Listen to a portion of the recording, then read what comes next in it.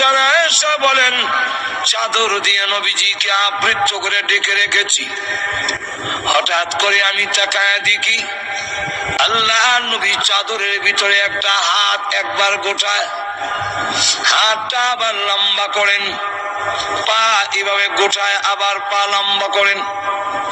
যে আমরা খিচুড়ি যে শুরু হয়, সাকরাত আরম্ভ হবার সময় দেখবেন এমন কিছু টানা আসা শুরু হয়। আমরা ঘুমো ধরে লেছে না গেছে। আম্মা জানা এসে বলেন, আমি আপনি বিশ্ব নবীর শরীর মুবারক থেকে চাদরটা একটু উঠালাম, কেন এমন শুরু করে দিয়েছেন? নিষ্পাপ নবী, আল্লাহর নবী মাসুম, আল্লাহর নবী বিশ্ব নবী যিনি, উনি হলেন আল্লাহর পরে ওনার সম্মান তামাম পৃথিবীর ঊর্ধ্বে কারোর সাথে তুলনা হয় না, এর মধ্যে কোনো সন্দেহ নাই। কিন্তু লক্ষ্য করে দেখুন, আম্মা জানা আয়েশা সিদ্দিকা রাদিয়াল্লাহু আনহা বলেন, পৃথিবীর মানুষেরা রে, আমার ধারণা পাল্টে গেল।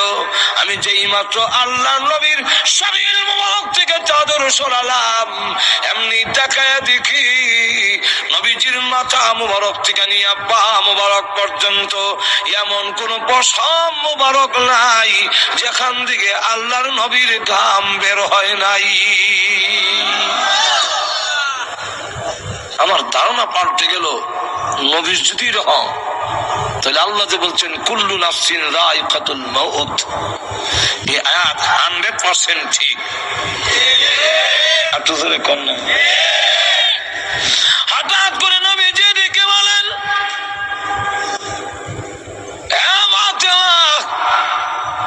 দরজার দিকে তাকে দেখো গোমা, কে যেন সালাম দেয়, বারবার পারমিশন চায়। হযরত ফাতেমা রাদিয়াল্লাহু আনহা দরজার দিকে তাকালেন, আজরাইল তো দেখা যাওয়ার কথা না। আমি আমার আব্বার কাছে বসে থাকলে তিনি যদি বলেন, আমি কি দেখবো নাকি? আজরাইল দেখা যায় না, কিন্তু আল্লাহ রাব্বুল আলামিন বলে দিলেন, আজরাইল প্রকাশিত হয়ে যাও আমার ফাতেমার সামনে, আর না হয় আমার নবীর কথাটা মিথ্যা হয়ে যাবে।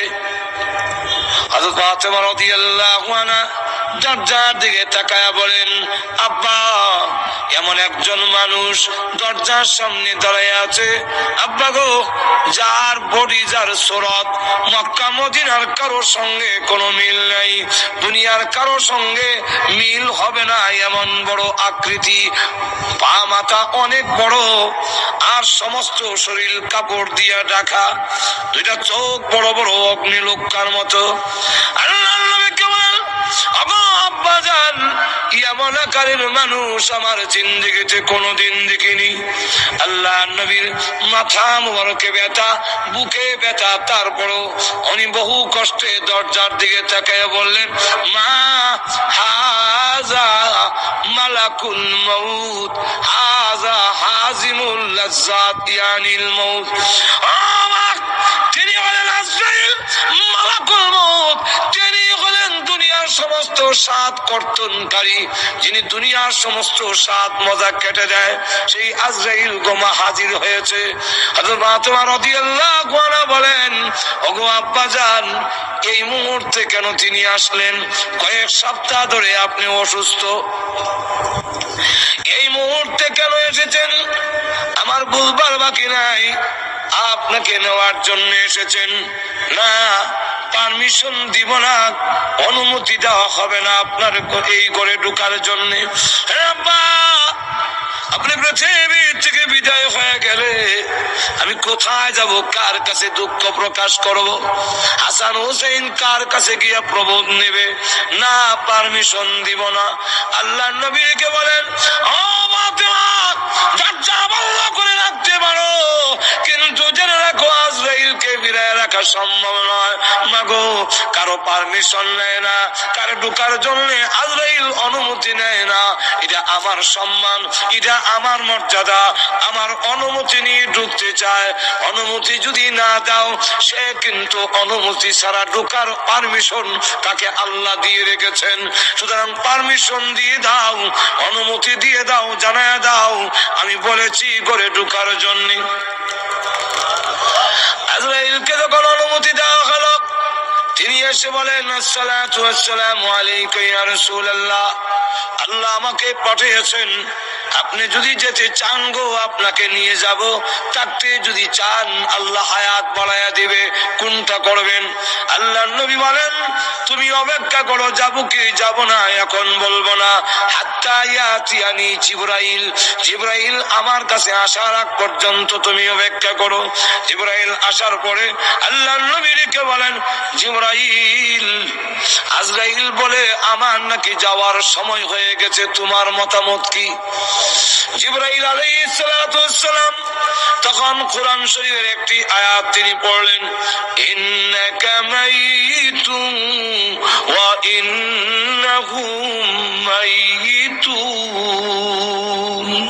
ওগো নবী, আল্লাহ আগেই বলেছেন আপনিও মরণশীল, তারাও আপনার দুশমনরাও। আমার মা বুঝেননি কেন জানি কিছু আনা কর না কেন?